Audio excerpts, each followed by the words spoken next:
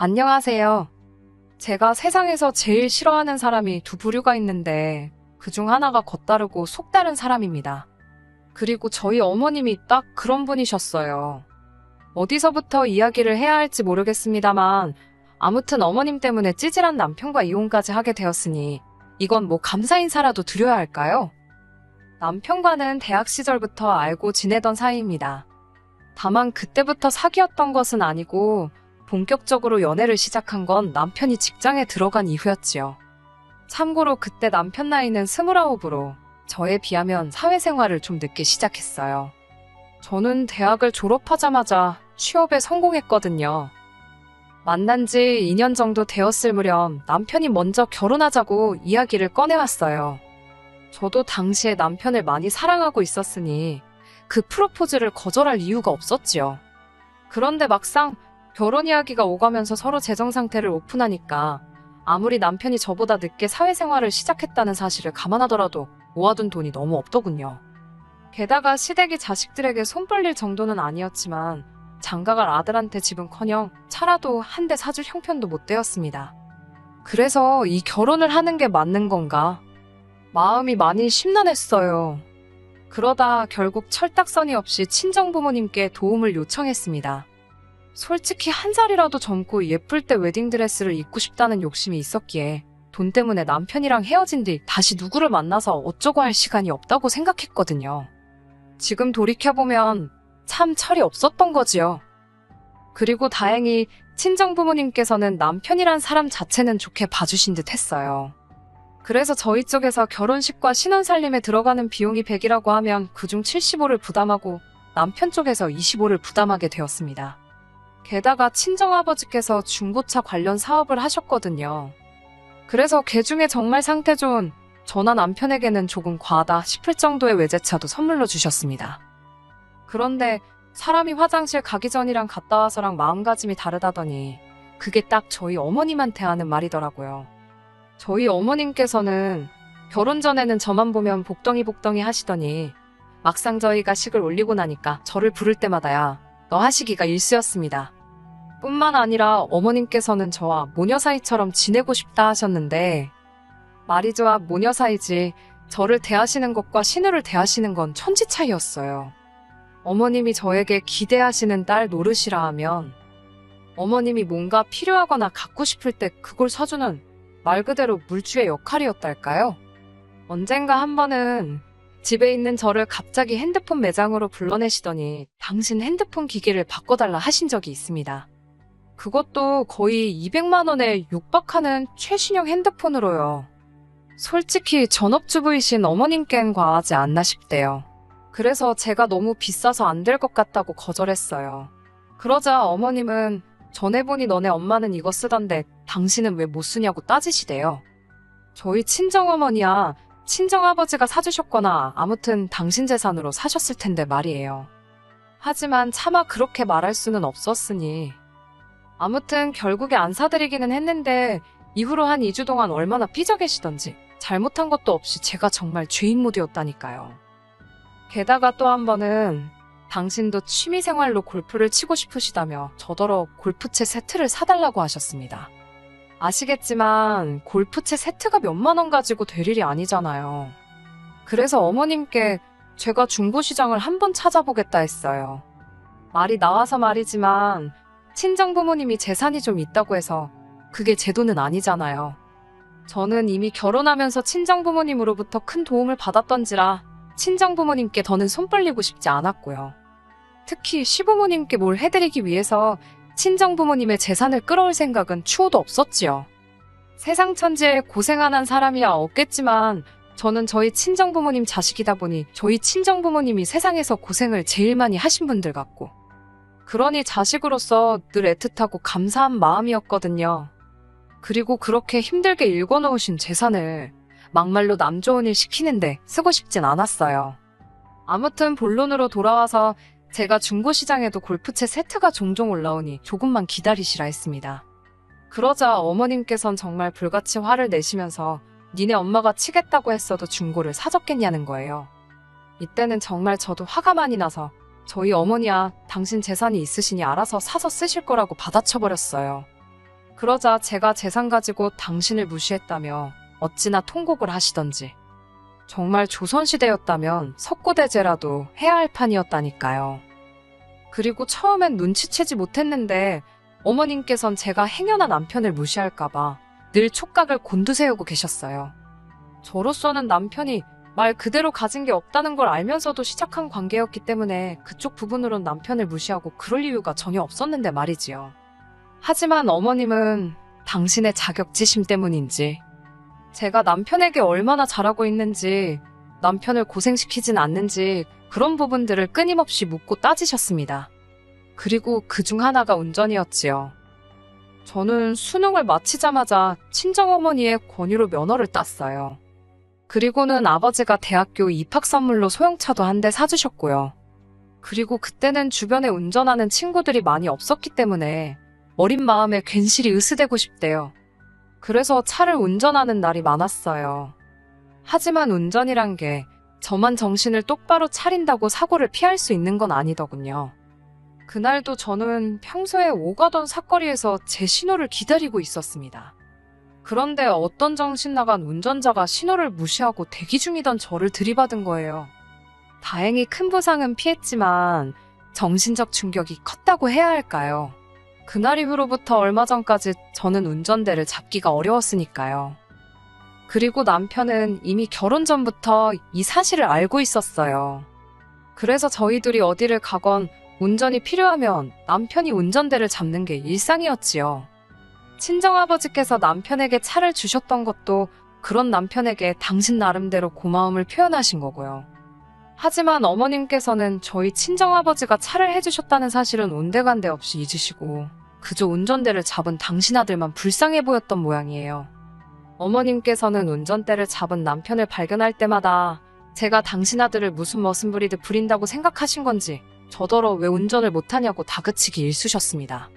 그럴 때마다 저는 그런 어머님이 야속하기도 했지만 동시에 시어머니는 시어머니구나 생각하며 어머님을 이해하려 했고요. 그런데 그런 대화가 있고 얼마 지나지 않았을 때였어요. 신우가 남자친구 어쩌고 하며 이야기를 꺼내더니 자기도 면허를 따야겠네 어쩌네 하는데 어머님께서 대본에 네 남자친구가 운전하면 되지. 네가 뭐하러 면허를 따냐고 그러시는 거예요. 어이가 없어서 제가 어머님을 한번 쳐다봤습니다. 그러자 어머님께서 하시는 말씀이 신우 손 좀 보래요. 저렇게 작고 고사리 같은 손으로 운전대를 어떻게 잡냐고요. 담배도 잘만 피는 손인데 운전대는 왜 못 잡냐고 한마디 하려다가 꾹 눌러 참았네요. 그리고 그쯤에서 어머님이 멈추셨으면 제가 이렇게 사연을 쓰는 일은 없었겠지요. 하지만 어머님께서는 또다시 저에게 운전 좀 하라며 화를 내셨고 그날은 도저히 저도 그냥 넘어갈 수가 없어서 어머님께 그동안 서운했던 감정을 속사포처럼 쏟아냈습니다. 그러자 어머님께선 당신이 하셨던 말은 다 저를 생각해서 그런 거라며 오히려 시어머니한테 이렇게 대드는 며느리는 처음 봤대요. 그러면서 저더러 똑바로 사과하지 않으면 두 번 다시 얼굴 볼 일 없을 거라나요. 솔직히 제가 어머님하고 얼굴 안 보고 지내서 불편할 게 뭐가 있겠어요? 그리고 무엇보다 저는 잘못한 게 없었으니 어머님께 사과드릴 생각이 없었습니다. 그래서 남편을 통해 어머님의 의중을 전해들은 이후로 한 번도 어머님께 먼저 연락드리지 않았네요. 그리고 그 시간이 한 달 가까이 길어지자 남편이 자기만 중간에서 죽어난다며 자리를 한번 만들 테니 어머님이랑 한번 이야기 좀 잘 해보라나요. 그렇게 어머님, 아버님, 남편 그리고 저까지 네 사람이 모이게 되었습니다. 어머님은 당연히 당신이 사과를 받을 자리라고 생각하고 나오신 게 틀림없었어요. 저를 도끼 눈을 뜨고 노려보시는데 완전 너 한번 뭐라고 떠드는지 두고 보자는 식이셨거든요. 하지만 저는 제 입장을 이야기하러 간 거지 사과를 드리러 간 자리가 아니었습니다. 그래서 어머님께 신우한테 하시는 말씀과 저한테 하시는 말씀이 왜 그리 다르신 거냐고 물었지요.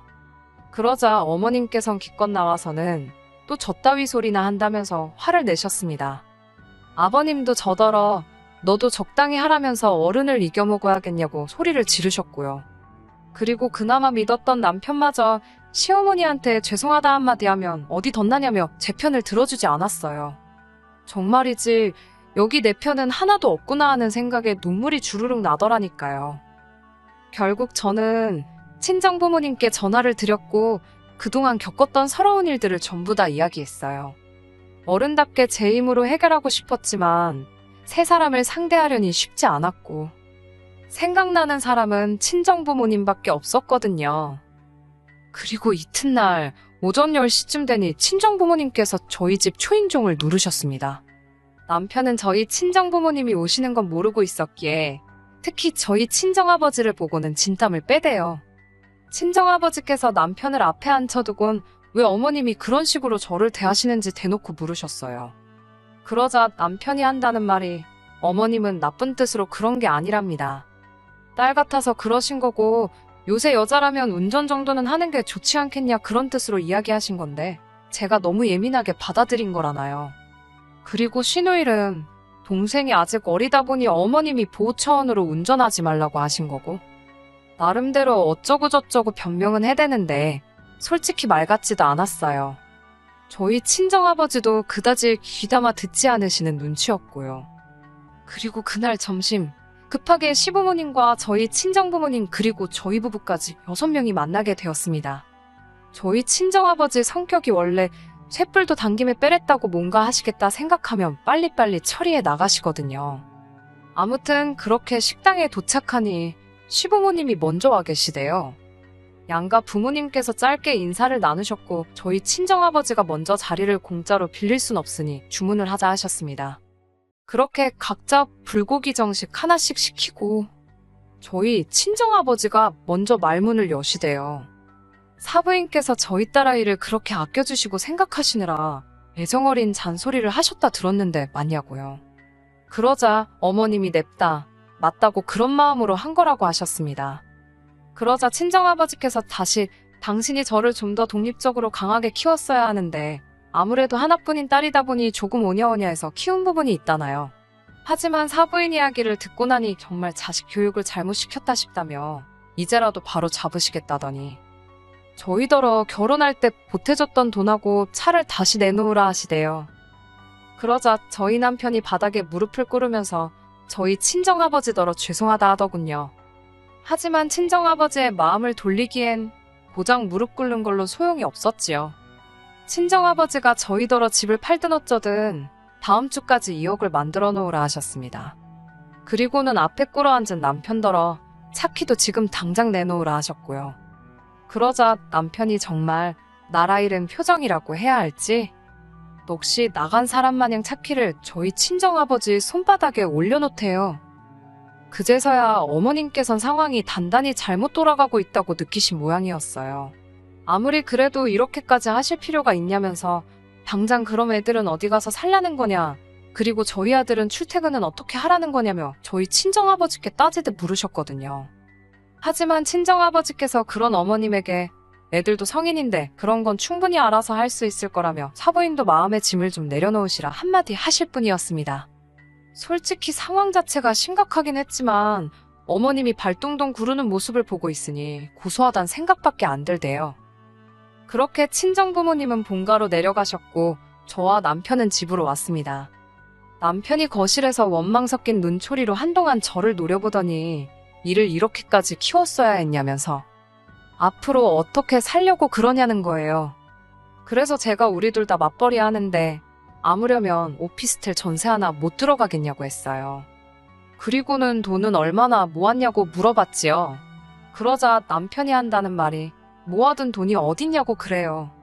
집도 해결되었겠다. 차도 있겠다.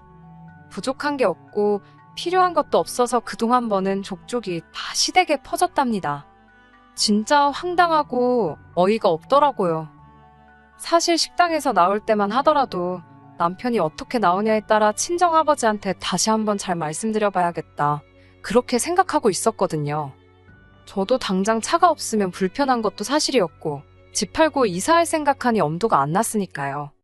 그런데 남편이 보여주는 뻔뻔한 태도는 그런 제 마음을 바꾸기에 충분했습니다. 그래서 결국 고민 끝에 저는 남편과 이혼을 결심했어요. 남편에게 이혼 서류를 내밀던 날 남편은 어머님이 운전 좀 하라고 했다고 일을 이렇게까지 만드냐면서 저더러 한다는 소리가 네가 무슨 드라마 주인공인 줄 아냐입니다. 원래 며느리는 시어머니한테 싫은 소리도 좀 들을 수 있고 자기도 저희 아버지한테 무릎까지 꿇는 거 보지 않았냐면서. 원래 다들 저희처럼 사는 건데 제가 너무 오바를 한다나요. 남편의 말이 완전히 틀렸다곤 생각하지 않아요. 하지만 그것도 같이 살고 싶은 마음이나 의지가 있을 때 이야기지요.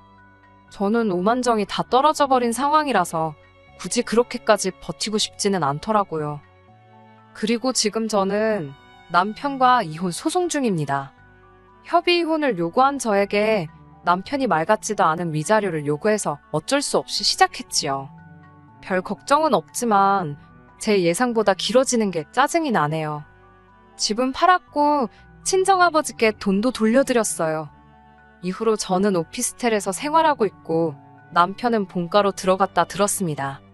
사람이 독립적이어야 된다고 외치시던 어머님께선 정작 30대 중반에 한번 갔다 온 아들을 품고 살게 되셨으니 인생 참 재밌네요. 한편 저는 운전도 다시 시작했습니다. 몇 년 만이라 도로 연수부터 다시 시작했는데 처음 며칠은 손발이 정말 덜덜 떨리더라니까요. 아무튼 어머님의 말 한마디로 제 인생이 좋은 쪽으로 흘러가게 되었잖아요. 언젠가 감사 인사라도 한번 전해야 할까요? 어떻게 사연을 마무리해야 할지 모르겠네요. 아무튼 저는 지금은 잘 지내고 있어요. 무수히 많은 이야기들 중 하나였을 텐데 들어주셔서 감사합니다. 끝까지 들어주셔서 감사합니다. 오늘의 사연은 여기까지입니다. 구독과 좋아요, 알람 설정 부탁드리고 더 좋은 사연으로 다시 찾아뵙겠습니다. 감사합니다.